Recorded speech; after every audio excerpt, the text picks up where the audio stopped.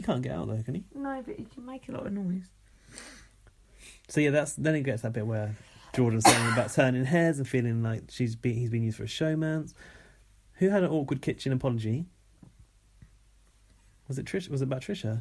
Don't know. Trisha was threatening Trisha with talking shit about Sam on YouTube. Oh yeah. She said that every boyfriend she ever had to shut down his Instagram. Actually, what wasn't in the show, which I saw later on YouTube, was Big Brother called her in, and had a go at her about like trolling. Oh, like basically, how do you feel about trolling? Like, do you realise what you said could be perceived as like? Don't you say trolling? Trolling. Do you? Trolls, isn't it? Trolling. Trolling. There's not a W in it. Trolling. I've never heard anyone say trolling in my life. A troll. Trolling. I thought. What about Trolls? The film. Well, the things with pink hair. Yeah. They're called trolls, right? Not troll. Yeah. Trolls. It's spelt the same. Spelt the same. Yeah, troll. Yeah, troll. Yeah, you say troll. Trolling. Troll is spelled Troll. Troll. Troll. Guys, back you me up spell here. troll like Joel. No, the troll, film, The Trolls. Do you say the Trolls? Trolls. Oh my They're God, trolls. That's weird. Guys, help us out. Who's right? Because that sounds weird to me. Tweet me like at VM if you all say trolls or tree. I can't even speak. Yeah, so basically Big Brother had a go at her and she was like, she actually cried about it. She was like, well, I'd never want people to be trolled. You just said it like me. Trolled. Yeah, I win. Trolled.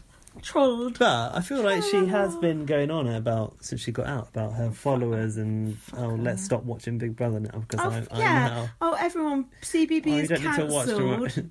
No, you're cancelled, bitch. Fuck off and eat some fried chicken. Did hashtag CBB is over party ever trend or not? Of course not. Fucking Raven exposed party got more headway than that. So yeah, Paul got his talking to by Big Brother. That's when Big Brother mentioned a Middle Eastern hairline again. Could you see how that could be seen as being racist? And then Paul started backtracking heavily. About just talking about people getting his own name wrong. Yeah, he never really... Did he even apologise or say that he'd done wrong? I think he did apologise to Kartik directly later. Big Brother actually said it can be frustrating for anyone for housemates to get their name wrong. True that. Right. Jordan's bitching about this magazine deal still. Whatever. Sarah's talking about this house divide with the in-betweeners. Paul's part of the jam club. I think that's why he's shaved, so he can look younger.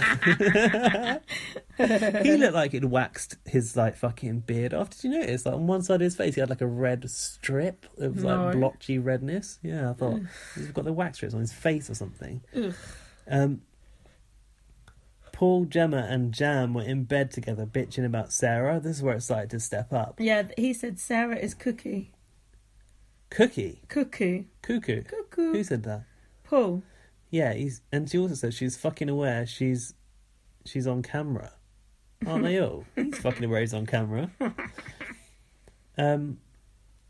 Oh yeah, and then the other bedroom were talking about Paul, weren't they? And he walked in. He's like, carry on talking. Yeah. Why when I'm walking in the room, everyone's shutting the fuck up? Yeah.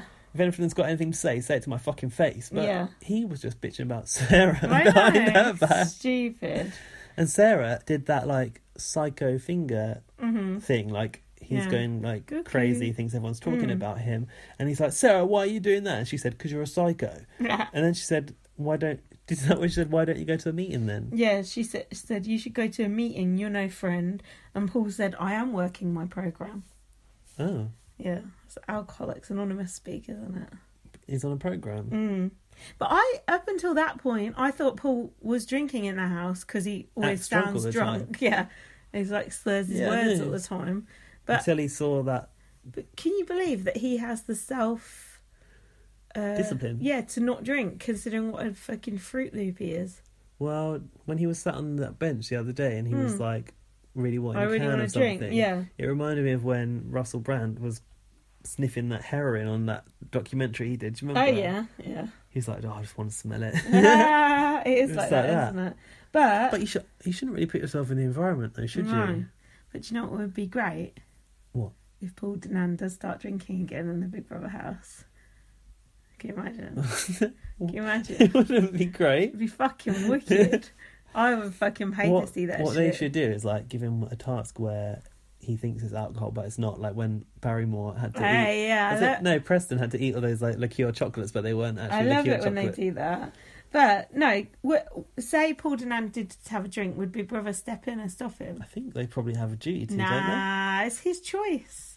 It's his choice. they? I think there's a No, line, and they don't. They're not allowed to let him cross that. He's a grown man. He can do what he wants. Not when he's on a fucking program. Do you believe they would step in?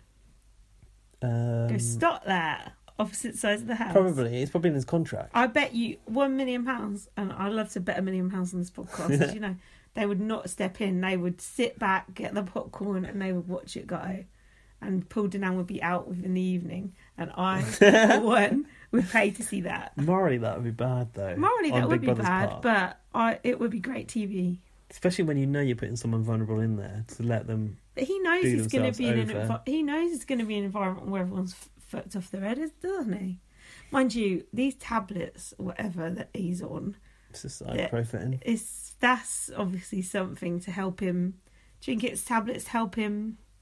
You can how do they do it? Is you it like, can take like Nicorette patches? It's like a little bit of nicotine. You can a little bit of alcohol. You can take tablets that make you not like the taste of alcohol.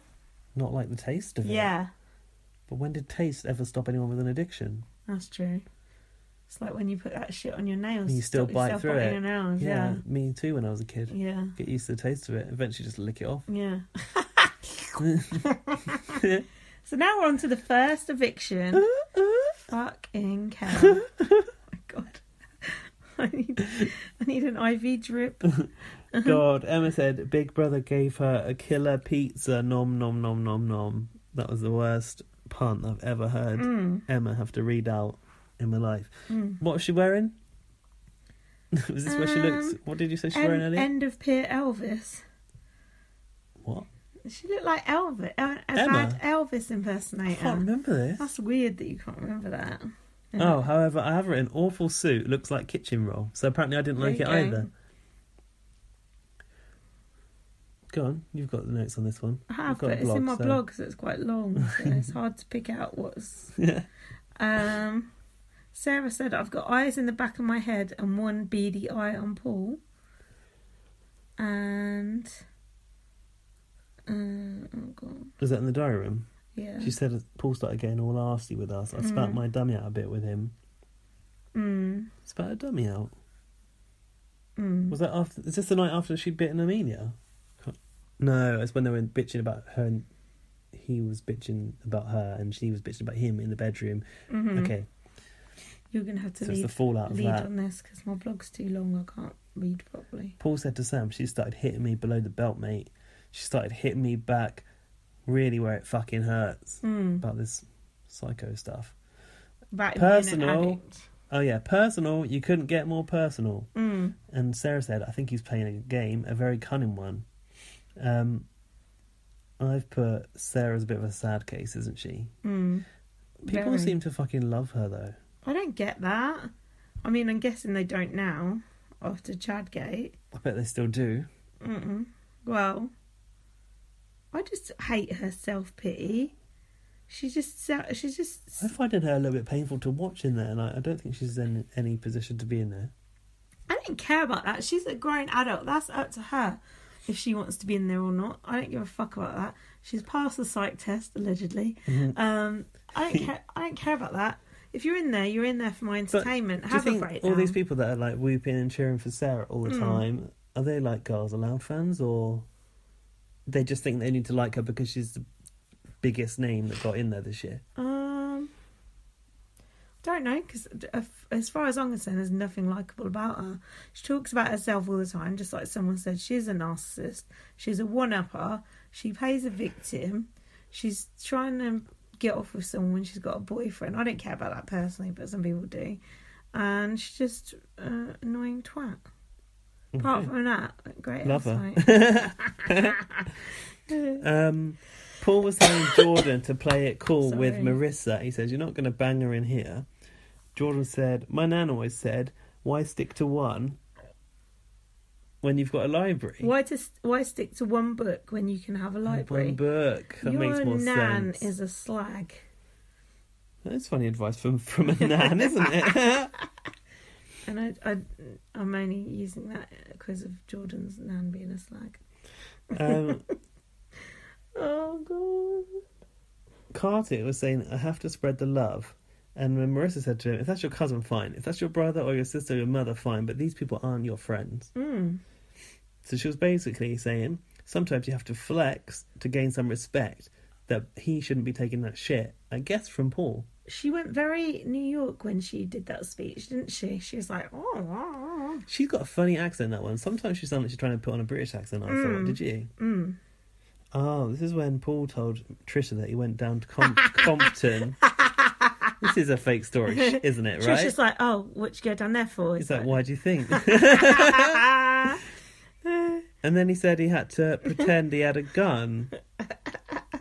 Or something. Is that a gun in your pocket, or are you just pleased to see me? Like, how come he had to do that?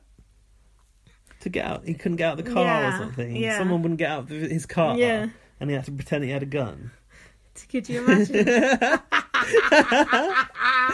Imagine some gangster being scared of Paul Danan with his fingers in his pocket. I can imagine them turning around just shooting Paul Danan in the fucking face. And then he's like, I mean, I love NWA and all that.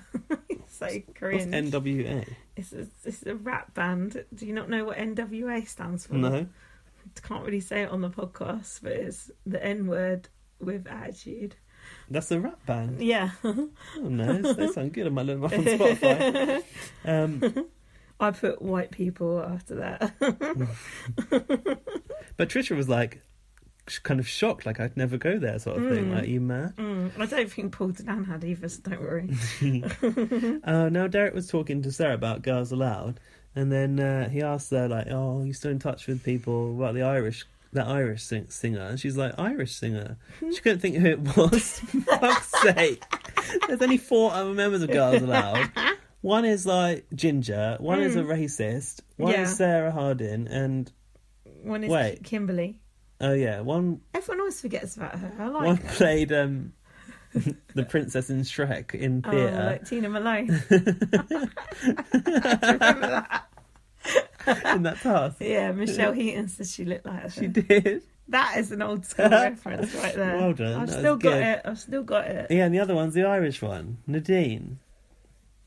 Yeah. Did she talk to her? She went, yeah, we FaceTimed a couple of the other weeks day. ago. Then you just know that a couple of weeks ago was like before Christmas. Yeah. Yeah, whatever. Don't be bitter, glitter. She keeps making out like, oh, you know, we've all got a lot going on in our lives, which I think is funny. It's stupid. She's got nothing going on. This is interesting. Sandy went in the diary room and she said Sarah is drinking and behaving in a certain manner. If Sandy is saying that about you, you know something's up, because Sandy's not trying to shit do still anyone or over, be a no. bitch. You know? She said when you come in here, you've got all eyes on you. They've got to get up, get over it. It's not their house, it's your house. Whose house? Big Brother's house. So Sarah said to Paul, I'm trying to change people's perceptions of me. And Paul said, then don't drink then. She should have heeded that advice, I think. And I said, oh, yeah. I said, if Paul Danan is telling you this, listen. But on Twitter, as this happened, everyone on Twitter's going, how dare Paul Danan tell her not to drink? How dare Paul Danan tell her what to do? It's like, she isn't a recovering addict. She shouldn't be drinking. I don't know if she was an alcoholic, but if you're an addict and you've got an addictive personality, I don't think you should be drinking. Obviously, it does have a bad effect on her when she drinks as well. I do think Paul Danan is a cunt to her, and he does try and wind her up. But I think another part of him does see himself in her and is trying to help in his own stupid... Even though he's a cunt, first and foremost, maybe he sees it from her point of view because he's in the same boat, sort of thing. It's like a weird mixture, but everyone was like going, oh, just let her drink if she wants to. But it's like, hold on, I don't think drinking is that good an idea for her. Especially when she's got a glass of wine in one hand and a can of gin and tonic in the other. And Paul said, I was thinking of you. It wasn't out of malice. I wasn't trying to get you out of here. Just be you. And she said, I'm trying to be me. Then he said, you reminded me of me on that Love Island show. But he also said,